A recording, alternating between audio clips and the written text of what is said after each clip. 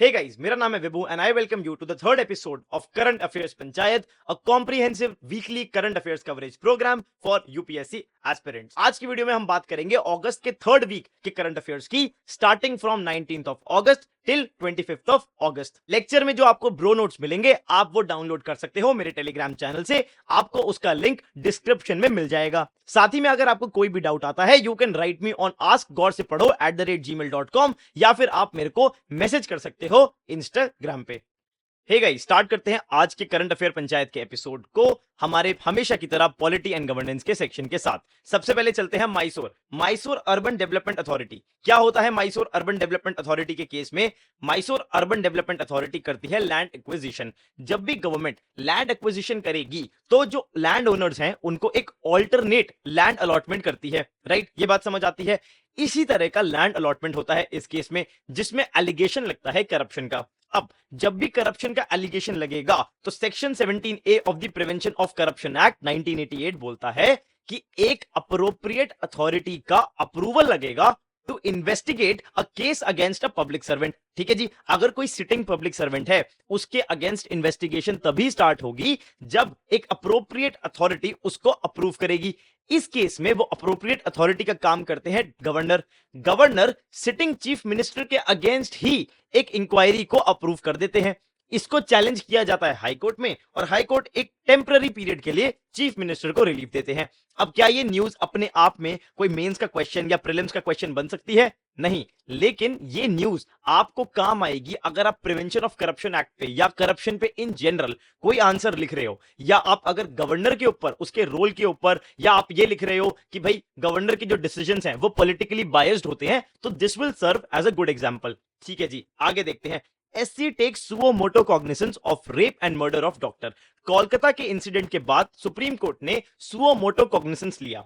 अब ये suo motu cognisance power क्या होती है? देखो, अगर सुप्रीम कोर्ट को ऐसा लगता है कि कोई इशू इतना इंपॉर्टेंट है कि उसके बहुत सिवियर रेपरकशंस और कॉन्सिक्वेंसेस हैं, तो supreme court can take a suo motu cognisance. वो बाकी कोर्ट्स को बोलेगा खामोश और वो केस अपने पास बुला लेगा, राइट? ऐसा supreme court contempt of court के केसेस में करता था, लेकिन अब ये टर्मिनोलॉजी सुओ मोटो कॉग्निसेंस बाकी केसेस में भी यूज होती है। पर आपको ये क्वेश्चन आना चाहिए दिमाग में कि भाई ये पावर आती कहां से है? पावर आती है आर्टिकल 32।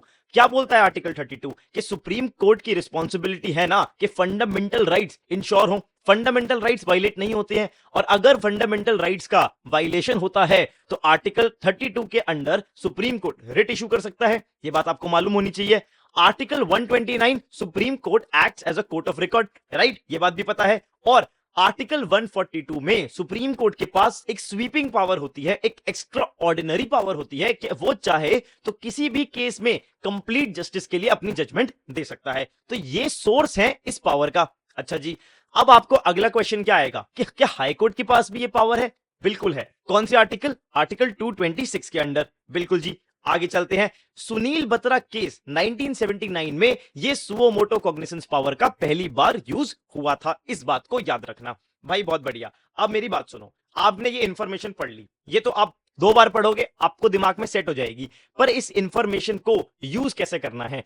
आपको प्रीलिम्स में जो पॉसिबल आर्टिकल्स या जो कंफ्यूजन हो सकती है कि whether high court has this power और नॉट, वो मैंने बता दिया है। अगर ये पूछे कि क्या suo motu power clearly defined है कॉन्स्टिट्यूशन में? नहीं है, वो तो एक एक्सपेंसिव इंटरप्रिटेशन से निकल के आती है। बिल्कुल, तो प्रीलिम लायक बात समझ आती है। मेंस में क्या करना है? अगर आपको मेंस में सुओ मोटो कॉग्निसेंस पावर पर कोई भी आंसर लिखने को मिलता है, इंट्रोडक्शन में जुडिशरी का इंट्रोडक्शन दे देना कि भाई सुप्रीम कोर्ट या judiciary they play a very significant role in upholding the spirit of constitution. ठीक है जी, उसके बाद बॉडी में कंटेंट फिल करने के लिए आपके पास सफिशिएंट इंफॉर्मेशन है। 15 नंबर का क्वेश्चन आता है तो इन आर्टिकल्स को भी एक्सपैंड कर देना। ठीक है, ये बात भी समझ आती है। वे फॉरवर्ड में क्या लिखोगे? क्यों, क्या आपको ये नहीं लगता कि ये जो पावर है ये एक एक्स्ट्रा ऑर्डिनरी पावर है? तो अगर ये एक्स्ट्रा ऑर्डिनरी पावर है दोस्त, तो आपको वे फॉरवर्ड में यही लिखना चाहिए कि इसका केयरफुल एप्लीकेशन होना चाहिए। सिर्फ और सिर्फ rarest two of rarest cases में इसका एप्लीकेशन होना चाहिए, और अदरवाइज जो सुप्रीम कोर्ट है उसको जो जुडिशियल हायरार्की कॉन्स्टिट्यूशन ने बना के दी है उसको रिस्पेक्ट करना चाहिए। That is the most balanced and simple way forward. तो आपका काम बन गया।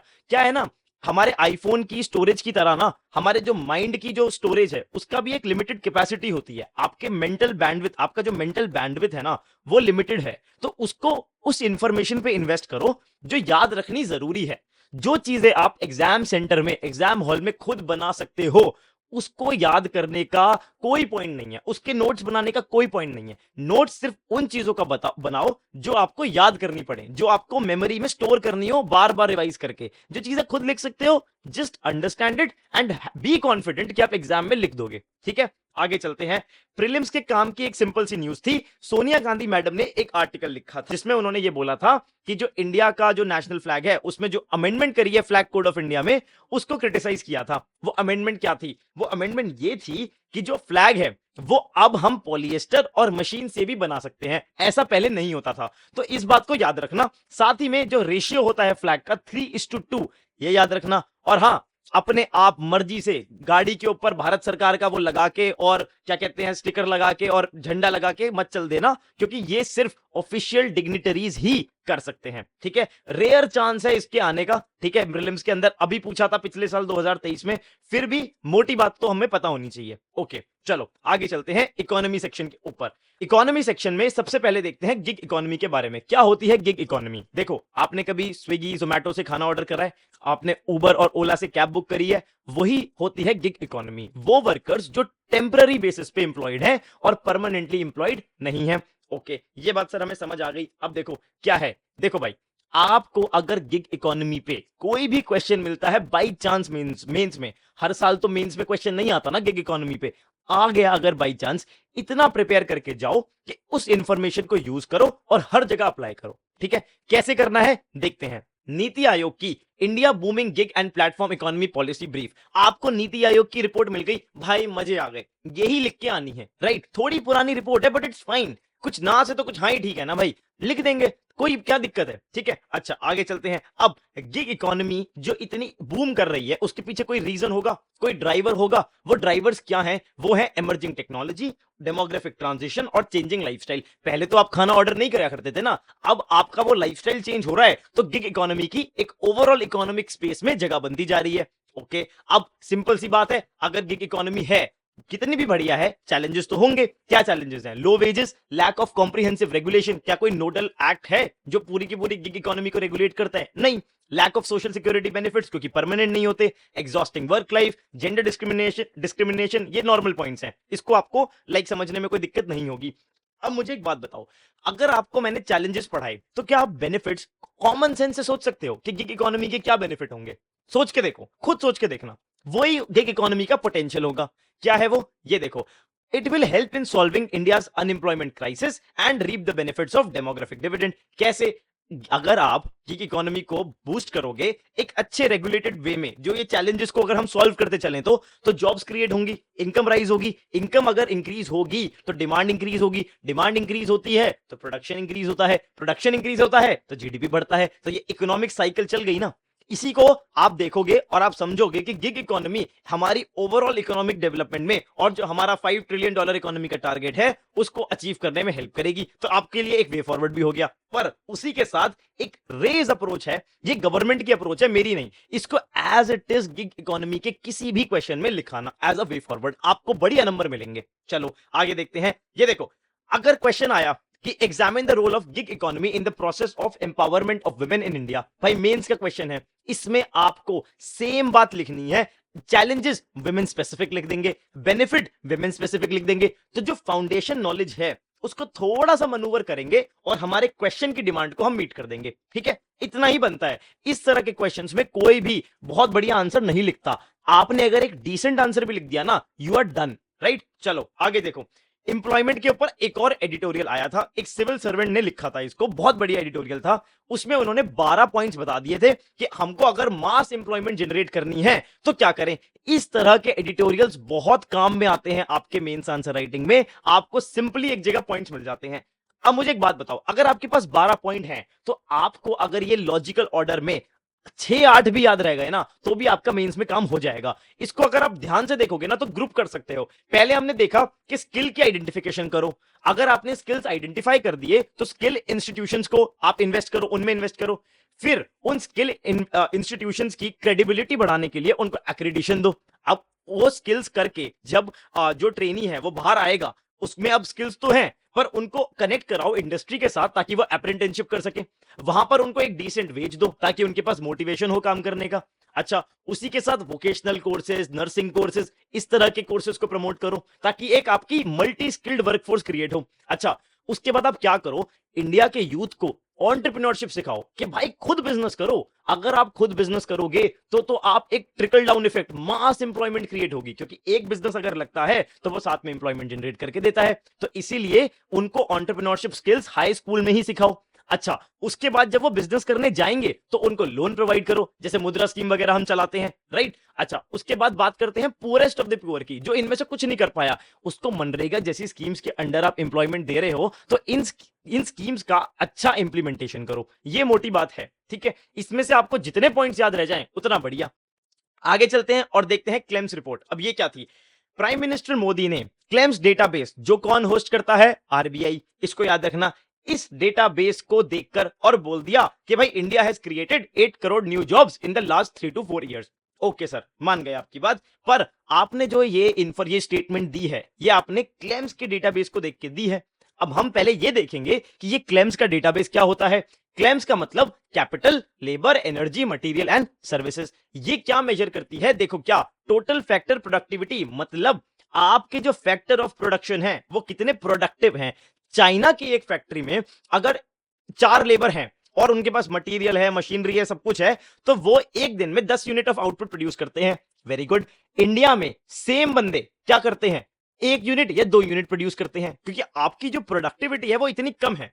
अब एक बात सोचो, ये जो डेटाबेस है ये बात कर रहा है प्रोडक्टिविटी की, और प्राइम मिनिस्टर इस डेटाबेस को देख के जॉब्स की बात कर रहे हैं। तो एडिटोरियल में ऑथर ने यही बोला था कि सर आप जो ये क्लेम्स का डेटा यूज कर रहे हो ना, ये रिलायबल नहीं है आप इंप्लॉयमेंट पे स्टेटमेंट देने के लिए। पर ऐसा क्यों है, ये आपके काम की बात नहीं है। आपके काम की बात क्या है वो देखते हैं। एडिटोरियल में मेंशन था किसके बारे में, वर्कर पॉपुलेशन रेशियो और लेबर फोर्स पार्टिसिपेशन रेट के बारे में। इसका डिफरेंस समझते हैं। देखो, सबसे पहले अगर आपकी पॉपुलेशन है 100, इसको मैंने बोला पी, इसमें से 50 लोग अगर इंप्लॉयड हैं और ऐसे 10 लोग हैं जो विलिंग टू वर्क हैं, मतलब वो काम ढूंढ रहे हैं, तो ये टोटल हुआ 60।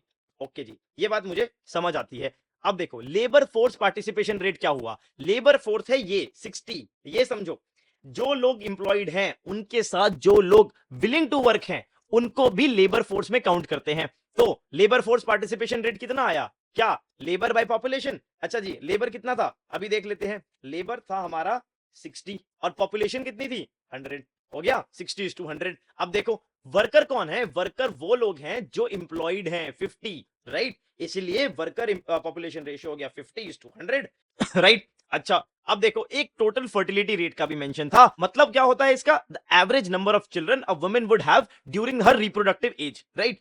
फार्मा सेक्टर वाली न्यूज बड़ी सिंपल थी, क्या था इसको देखो, गवर्नमेंट ने एक पॉलिसी लाई कि भाई हम जो अपनी यूनियन गवर्नमेंट की स्कीम्स हैं उसके लिए जो मेडिसिन का हम प्रोक्योरमेंट करेंगे हम ग्लोबली करेंगे, ग्लोबल वेंडर्स के थ्रू भी करेंगे। साथ ही में इन्होंने कैंसर ड्रग्स पे 10 से 12% की कस्टम ड्यूटी रिड्यूस कर दी। कोई बात नहीं जी, इससे हमारे डोमेस्टिक प्रोड्यूसर्स का नुकसान होगा कि नहीं होगा, बिल्कुल होगा ना भाई, बाहर से लोगे तो उनसे ले लेते। तो इसीलिए 2 सजेशन दिए थे। क्या सजेशन थे, आप कंपलसरी लाइसेंस इशू करना शुरू करो जहां पर हो सकता है। इसका मतलब क्या होता है, अगर आपकी लेट्स से आपकी एक बहुत बड़ी कंपनी है जिसमें आप कोई ड्रग प्रोड्यूस कर रहे हो और आपके पास उसका फॉर्मुलेशन है, आपने उसका पेटेंट करा लिया, अब वो ड्रग काफी एसेंशियल था, उसका तो सोसाइटी को नीड है, पर आपने उसका प्राइस रख दिया 10,000 रुपए। तो एक बात बताओ, ऐसे में वो जो एसेंशियल ड्रग है उसकी तो एक्सेसिबिलिटी बिल्कुल मर जाएगी ना, लोग कैसे अफोर्ड कर पाएंगे उसे, नहीं कर पाएंगे। ऐसे में मैं अगर चाहूं, भले ही मेरे को आता भी है, क्या मैं उस ड्रग को फॉर्मुलेट करके बेच सकता हूं, नहीं, मेरे को पनिशमेंट हो जाएगी। इसी में आता है कंपलसरी लाइसेंस का रोल। वो क्या बोलता है कि गवर्नमेंट के पास पावर है कि वो मेरे को कंपलसरी लाइसेंस इशू करने की परमिशन दे दे कि दोस्त आप क्या करो, आप जाकर ये ड्रग प्रोड्यूस करो और आप पेटेंट एक्ट का वायलेशन नहीं करोगे, ठीक है जी। उसी के साथ में जो मार्केटिंग रिक्वायरमेंट होती है ना बायोसिमिलर की, मतलब इस तरह के ड्रग के और जेनरिक मेडिसिन होती हैं और सिमिलर, मतलब उनका जो एलिमेंट्स होते हैं, जो सॉल्ट्स होती हैं वो अलग होती हैं, बट काम सेम करता है ड्रग। तो उसकी जो मार्केटिंग रिक्वायरमेंट है वो बहुत स्ट्रिक्ट है, तो उसको ईज करो, जिससे हमारा जो डोमेस्टिक प्रोड्यूसर है वो थोड़ा खुश हो जाएगा। ठीक है जी, ये बात समझ आती है। आगे चलो, अब देखो the road to 2047 for Indian agriculture. भाई मैं आपको ये एग्रीकल्चर का फ्रेमवर्क ना आई थिंक हर महीने 2 बार पढ़ाया करूंगा, क्योंकि एग्रीकल्चर पे कुछ भी आएगा ना, मेरी तो जिद है कि मेरे को तो यही फिट करना है, क्योंकि मैंने बनाया ही इतना कॉम्प्रिहेंसिव है। इस हफ्ते भी एडिटोरियल आया था एग्रीकल्चर पे। अब देखो उसमें कुछ स्कीम्स का मेंशन था, मैंने अपने अपने फ्रेमवर्क के एक एक एलिमेंट को उठाया और वो स्कीम्स फिट कर दी। 3 स्कीम्स थी इनपुट्स पे, आप देख लो, लैंड, सॉइल और इरिगेशन, ठीक है, वो यहां ऐड हो गई। उसके साथ प्रधानमंत्री फसल बीमा योजना और साथ में पीएम किसान योजना। भाई ये फाइनेंशियल इंक्लूजन का ही तो पार्ट है। इसी तरीके से एग्रीकल्चर इंफ्रास्ट्रक्चर फंड और एग्रीकल्चर एक्सेलरेटर फंड, ये भी आपके रूरल क्रेडिट का एक पार्ट बन गया। भाई यहां ऐड किया, काम खत्म। इसी की तरह देखो, ये देखो, despite agriculture engaging 46% of the workforce, GDP contribution is 18%। Low productivity के लिए एग्जांपल मिल गया कि नहीं मिला? मिल गया ना भाई, तो काम खत्म। यहां पे ऐड किया, आगे बढ़े। आप जब 1 साल न्यूज़पेपर पढ़ोगे तो ये पूरा पेज आपका फिल हो जाएगा, जगह नहीं बचेगी कहीं कुछ लिखने की। और भाई उसके बाद मेंस से एक दिन पहले बस इस एक पेज को देखना है फॉर एग्रीकल्चर, आपका काम खत्म हो गया। ये देखो इन्होंने वे फॉरवर्ड दिया। अब जब भी एग्रीकल्चर पे कोई आर्टिकल आएगा, आप नया वे फॉरवर्ड लिखते रहोगे क्या? एक बार बनाओ, मोर और लेस ये सेम ही रहेगा। भाई थोड़ा बहुत अलग होगा कोई बात नहीं, हमें बस इतना याद रखना है और इसी पे अपना पूरा गेम खेलना है। ठीक है, एग्रीकल्चर 4.0 वो एग्रीकल्चर जो प्रोडक्टिव है, प्रॉफिटेबल है, इससे फार्मर की इनकम बढ़ जाएगी, रेजिलिएंट है, सस्टेनेबल है, हमारे इन्वायरमेंट को फायदा होगा, फूड और न्यूट्रिशनल सिक्योरिटी वो इंश्योर रहेगी। और देखो इक्विटेबल है, मतलब पूरे देश का जो कृषि किसान है उसका अपलिफ्टमेंट एक जैसा होगा। ये नहीं कि कहीं का तो बहुत रिच है और कहीं बिल्कुल ही ऐसी तैसी हो रखी है। राइट, उसके बाद 3 चीजें न्यूज में थी। Piketty measure of income inequality, ये क्या होता है? टर्म अगर प्रीलिम्स में दिख जाए तो आनी चाहिए कि भाई जो रेशियो टॉप 1% जो वेल्थ होल्ड करते हैं वर्सेस जो बॉटम 50% वेल्थ होल्ड करते हैं, उनका रेशियो आपस में क्या है। करप्शन के लिए डेफिनेशन आपको यूज में आए बिल्कुल करना। और उसके बाद रेंट सीकिंग, कि किस तरीके से जो ये बिग कॉर्पोरेट्स होते हैं ये लोग अपने मॉनेटरी रिसोर्सेज का यूज करके किस तरीके से जो मोनोपोलिस्टिक कंट्रोल एस्टैब्लिश करते हैं इंडस्ट्री के अंदर। ठीक है जी, ये टर्म दिखे प्रीलिम्स में तो आपको जो मोस्ट लॉजिकल स्टेटमेंट है उसको आइडेंटिफाई करने में दिक्कत नहीं होनी चाहिए। कूल। अब देखो एक और एग्जांपल था कि अगर फाइनेंशियल इंक्लूजन इंडिया में पुअर है तो क्या होगा। जो प्राइवेट मनी लेंडर होते हैं ना, उन लोगों का बिजनेस बूम कर जाएगा और वो लोग बाकी लोगों की एक्सप्लॉइटेशन करेंगे। इसीलिए गवर्नमेंट ने फाइनेंशियल इंक्लूजन पे बहुत टाइम से फोकस कर रखा है। जो जो इंपॉर्टेंट स्कीम थी, ये गवर्नमेंट का ही एक पोस्टर है, मैंने यहां लिख के दे दी है, इसको पढ़ लेना। चलो आगे देखते हैं। प्रीलिम्स के लिए 2 बातें याद रखना। सेल्फ रेगुलेटरी ऑर्गेनाइजेशन क्या होती है, फाइनेंशियल मार्केट के लिए आरबीआई इस पे काम कर रही है। ठीक है, और उसी के साथ अल्टरनेट इन्वेस्टमेंट फंड्स क्या होते हैं। इनकी 3 कैटेगरी होती है, तीनों का अपना एक पर्पस होता है। Category 1 focuses on startup, category 2 किस पे फोकस करती है, इक्विटी और डेट सिक्योरिटी पे, उनको लॉन्ग टर्म रिटर्न पे फोकस होता है इन लोगों का। और कैटेगरी 3 ये शॉर्ट टर्म रिटर्न पे फोकस करती है, इसीलिए ये रिस्की भी होती है। एग्जांपल भी यहां पे लिख के दी है, इसको पढ़ लेना, प्रीलिम्स के लिए काम आएगा। ओके, आगे देखते हैं। FSSAI, देखो मैं आपको करंट अफेयर के मटेरियल में वही चीजें ऐड करके दूंगा जो मेरे को लगता है आप अपने स्टैटिक नोट्स में नहीं ऐड करोगे। FSSAI के बारे में आप स्टैटिक नोट शायद ना बनाओ, इसलिए मैंने जितनी भी इंपॉर्टेंट इंफॉर्मेशन है यहां लिख के दे दी है, आप इसको रेफर कर सकते हो। कूल। अब देखते हैं भाई कहानी ज्योग्राफी और एनवायरनमेंट की। सबसे पहले माइक्रोप्लास्टिक न्यूज में थी 5 मिलीमीटर, ये नंबर को याद रखना, इसमें वो ऊपर नीचे करके आपको कंफ्यूज करेंगे। सोर्सेस क्या होते हैं, ऑब्वियसली प्लास्टिक डेब्री ही सबसे बड़ा सोर्स होता है। और उसके बाद सबसे इंपॉर्टेंट, इसका सबसे बुरा impact ocean life, aquatic life पे होता है। आपने अपने इन्वायरमेंट के नोट्स में बायो अक्यूमुलेशन और बायो मैग्निफिकेशन करके कुछ पढ़ा होगा, वो इसी से रिलेटेड है। राइट, तो आपको ये बात समझ आएगी। उसके बाद हमने देखा था हाइड्रो पावर प्रोजेक्ट्स के बारे में कि देखो हाइड्रो पावर के ऊपर इन्वायरमेंटल इंपैक्ट असेसमेंट होनी चाहिए हाइड्रो पावर प्रोजेक्ट्स की, ये बात थी।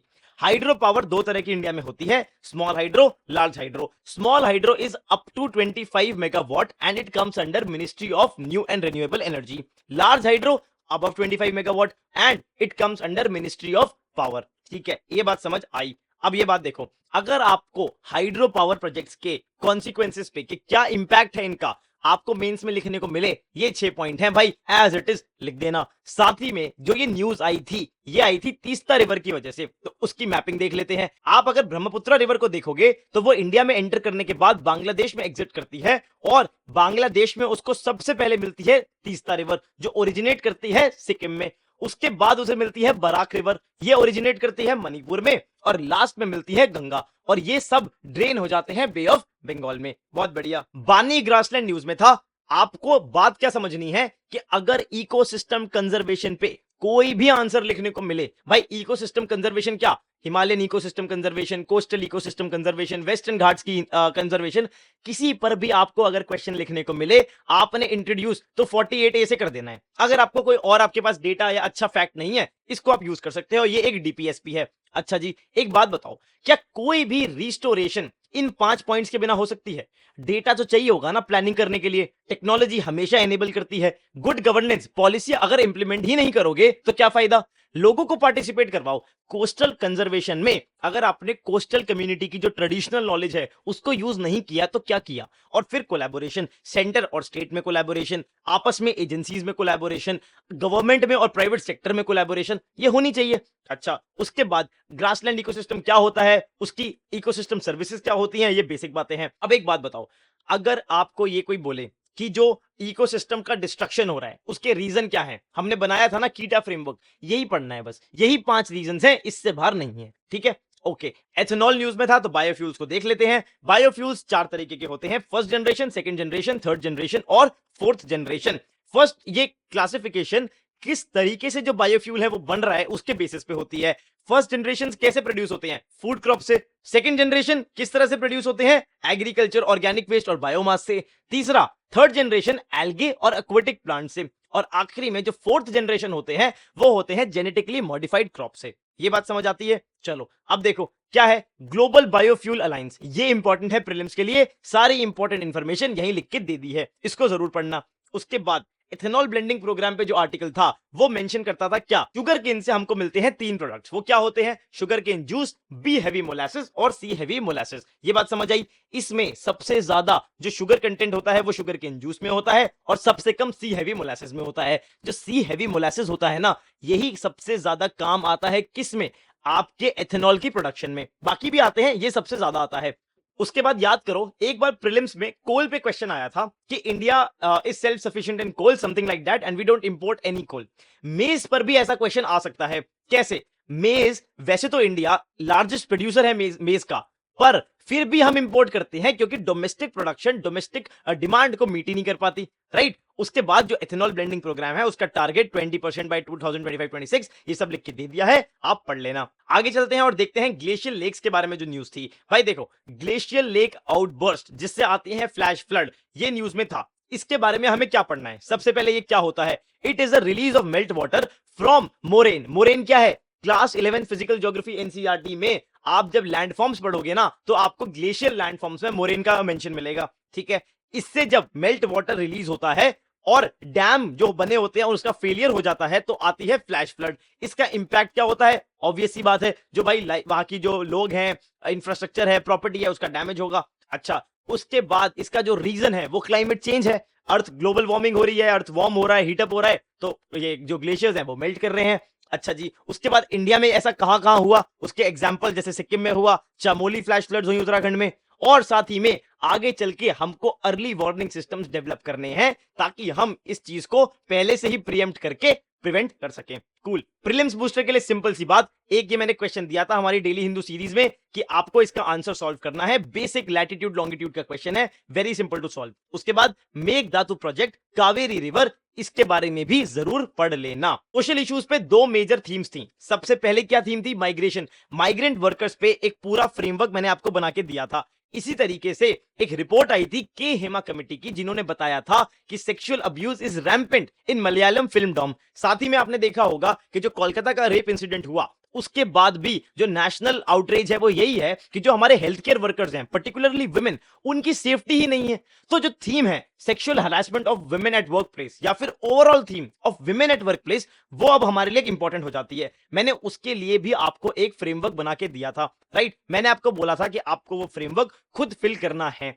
अब मैंने वो फ्रेमवर्क आपके लिए फिल कर दिया है। अगर आपने उसे खुद फिल किया तो शाबाश, इसके साथ उसको कंपेयर कर लेना, और अगर नालायकों नहीं करा है तो भाई ये देख के इसको फिल कर लेना, आपका टॉपिक कॉम्प्रिहेंसिवली प्रिपेयर हो जाएगा। ये रहा आपका विमेन एट वर्क प्लेस का टेम्पलेट, और ये रहा आपका माइग्रेशन इन इंडिया पे पूरा का पूरा फ्रेमवर्क। इसके बाहर अगर कोई डेवलपमेंट होती है तो यहीं पे ऐड कर देंगे, otherwise this is more than enough. ठीक है, आगे चलते हैं। आंध्र प्रदेश की एक फार्मा कंपनी के प्लांट में एक ब्लास्ट होता है। क्यों? क्योंकि वहां पर एक सॉल्वेंट था, मिथाइल टर्ड ब्यूल ईथर। वो एक तरीके का सॉल्वेंट होता है जो लीक हुआ और इलेक्ट्रिकल पैनल पे गिर गया, ठीक है, जिससे कि ब्लास्ट हुआ। अब इसके बाद हमें क्या देखना है कि इंडस्ट्रियल सेफ्टी के लिए जो इंपॉर्टेंट पॉइंट्स हैं वो क्या हैं। वो ये 6 पॉइंट्स हैं, इनको आप नोट करके चलो। इसमें एक एथिकल इशू भी था कि हमने ईज ऑफ डूइंग बिजनेस करने के चक्कर में ऑनलाइन इंस्पेक्शन शुरू कर दिए थे, जिससे क्या हुआ, जो सेफ्टी स्टैंडर्ड्स हैं वो कॉम्प्रोमाइज हो गए और ब्लास्ट हो गया। तो काम तो हम अच्छा करने चले थे कि यार ईज ऑफ डूइंग बिजनेस होगा, इन्वेस्टमेंट आएंगी, लेकिन हो उल्टा गया। अब एक बात बताओ, हेल्थ केयर प्रोफेशनल्स पे ये अटैक क्यों हो रहे हैं? क्या इसका रीजन है? बड़ा सिंपल रीजन अगर आपको समझना है तो एक ट्रायो को समझो। क्या ट्रायो है? ट्रायो ये है मेरे भाई, एक तो आपके हॉस्पिटल का इंफ्रास्ट्रक्चर इतना पुअर है कि वहां पर ना तो बिजली ढंग से आ रही है, ना कोई फैसिलिटीज है, ना कुछ है। ऊपर से जो हेल्थ केयर प्रोफेशनल्स हैं they are facing mental health issues due to long hours of work, and साथ ही में जो पेशेंट वहां आ रहे हैं भाई वो इतने इमोशनली वॉलेटाइल होते हैं बेचारे, उनका इतना खर्चा हो रहा होता है कि वो कैसे आपकी क्या कहते हैं बात समझेंगे। ठीक है, तो इस वजह से हेल्थ केयर प्रोफेशनल्स पे वायलेंस के इंस्टेंस बढ़ते जा रहे हैं। इसको अगर आपको कंट्रोल करना है तो क्या करना है, ये रहा वे फॉरवर्ड। बात अपनी याद रखना कि WHO रिकमेंड करता है 6% of the GDP on health. ठीक है, कूल। मैं ये मानता हूं कि वक्फ एक्ट का जो इशू है, जब ये कंक्लूड हो जाएगा, जब एक्ट फाइनलाइज हो जाएगा तो इसको देखेंगे। तब तक के लिए जो भी अभी डेवलपमेंट चल रही हैं मैंने आपको लिख के दे दी है, इसको रेफर करना, पर अगर हो सके तो वेट करना, जब इशू कंक्लूड होगा तब देखेंगे। प्रीलिम्स बूस्टर में जो स्माइल स्कीम है इसको पढ़ लेना, अगर प्रीलिम्स में दिख जाए कि ये किससे रिलेटेड होती है तो मालूम होना चाहिए।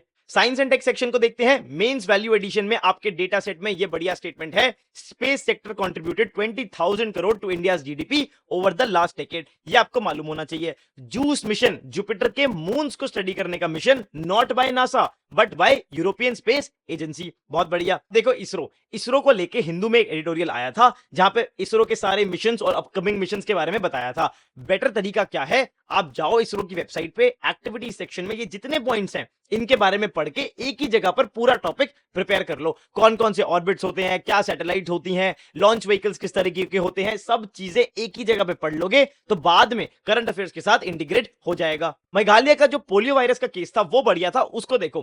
पोलियो वायरस के बारे में 3 बात। एक तो वो एक एंटेरो वायरस होता है, एक पॉजिटिव स्टैंडर्ड आरएनए वायरस होता है, और इसके 3 टाइप्स होते हैं। अब अगर आप इस वायरस को थोड़ा वीक कर दोगे और इसको वैक्सीन में कन्वर्ट करोगे तो बनेगी ओरल पोलियो वैक्सीन, और अगर आप इस वायरस को मार ही दोगे तो बनेगी इनएक्टिवेटेड पोलियो वैक्सीन। ये बात समझ आती है? कूल। अब देखो, अगर आप ओरल पोलियो वैक्सीन जब एडमिनिस्टर करोगे एक ऐसे पर्सन में जिसकी इम्यूनिटी बहुत कम है तो चांसेस हैं कि इंफेक्शन हो जाए। ऑल्सो एक बात याद रखना, ओरल पोलियो वैक्सीन में टाइप 1 और टाइप 3 वायरस यूज होता है, टाइप 2 वायरस यूज नहीं होता। जब ये लो इम्यूनिटी वाले बच्चे को ये वायरस, जो कि बहुत ही वीक है पर फिर भी क्योंकि इस बच्चे की इम्यूनिटी लो थी तो उसको इन्फेक्ट करेगा, तो उसको हम क्या बोलेंगे, immuno deficiency related vaccine derived polio virus, IVDPV। और अगर हमने ये देखा कि इसका तो सर्कुलेशन शुरू हो गया है तो उसको बोलेंगे circulating vaccine derived polio virus. देखो, वैक्सीन डिराइव्ड, वैक्सीन से हुआ, वाइल्ड पोलियो वायरस से नहीं हुआ है, ये वैक्सीन से इंफेक्शन हुआ है। इसीलिए हमें शिफ्ट करना चाहिए कहां पर, इनएक्टिवेटेड पोलियो वैक्सीन पर। उसी के साथ में वैक्सीन्स के बारे में और उसके टाइप्स की जो भी इंफॉर्मेशन है वो लिख के दे दी है। ये आपके स्टैटिक नोट्स में शायद आप ना पढ़ो तो मैंने यहां पे लिख दी है, इसको जरूर पढ़ लेना। इंटरनेशनल रिलेशंस की अगर हम बात करें तो कुछ खास नहीं था। सबसे पहले तो हमारे प्राइम मिनिस्टर यूक्रेन पहुंच गए, पोलैंड पहुंच गए, तो इसमें जो मेन हमारा स्टांस था वो यही था कि India is on the side of peace, तो हमने वो देख लिया। साथ ही में हमने ये देख लिया कि इंडिया अपना स्टैंड इतना क्लियरली इसलिए कम्युनिकेट करना चाह रहा है क्योंकि हम ग्लोबल साउथ के लीडर बनना चाहते हैं जी, राइट। अब अगर लीडर हो तो स्टैंड तो होना चाहिए। अच्छा, अब एक बात बताओ, यहां पर अगर मैं आपको India Poland, India Russia, India Ukraine ये सब लिख के दूंगा ना, पूरा इंटरनेशनल रिलेशन, तो मैं करंट अफेयर पढ़ाऊं या फिर मैं इंटरनेशनल रिलेशंस पढ़ाऊं? आपको स्टैटिक नोट्स खुद बनाने हैं और बाद में आपको इंटीग्रेट करना है कि अच्छा हाँ, अगस्त के अंदर प्राइम मिनिस्टर भी गए थे वहां पर और उन्होंने ये स्टैंड रखा था। बाकी नोट्स आप अपने रेगुलर नोट्स में बनाओगे, जो स्टैटिक में आप बनाओगे, ठीक है। इंडिया जापान 2+2 डायलॉग भी न्यूज में था। इंडो पैसिफिक थीम अब इंपॉर्टेंट होती जाएगी।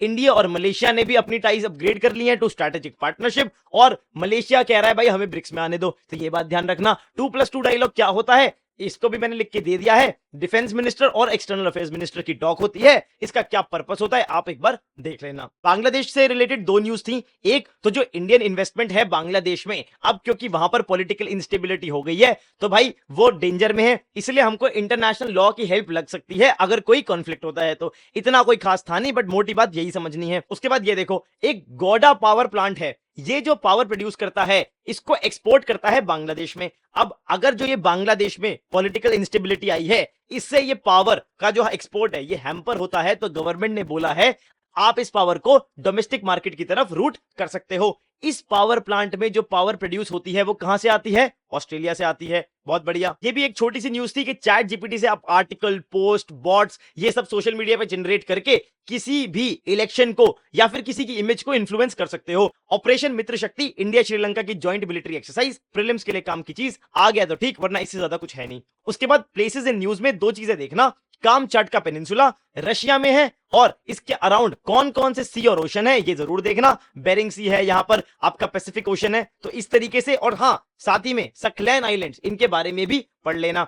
उसी के साथ में क्योंकि यहां वोल्केनो आया था तो एक बार पैसिफिक रिंग ऑफ फायर इसको भी देख लेंगे। और आखिरी में आप देखोगे कि सीरिया में लताकिया प्रोविंस भी न्यूज में था। इसके अराउंड कौन कौन सी कंट्रीज हैं वेस्ट एशिया में, कौन सी लैंडलॉक्ड है और कौन सी मेडिटेरेनियन सी के साथ बॉर्डर शेयर करती है, इसको देख लेना एंड आपका काम हो जाएगा। तो भाई ये था आपका अगस्त के 3rd वीक का करंट अफेयर। आई होप आपको पसंद आया होगा। अगर आपको पसंद आए तो प्लीज वीडियो को लाइक कर देना, सब्सक्राइब कर देना चैनल को, और इस वीडियो को अपने दोस्तों के साथ शेयर कर देना। और हाँ जी, अगर कोई भी फीडबैक हो तो कमेंट्स में आप लिख सकते हो। Thank you so much, bye bye.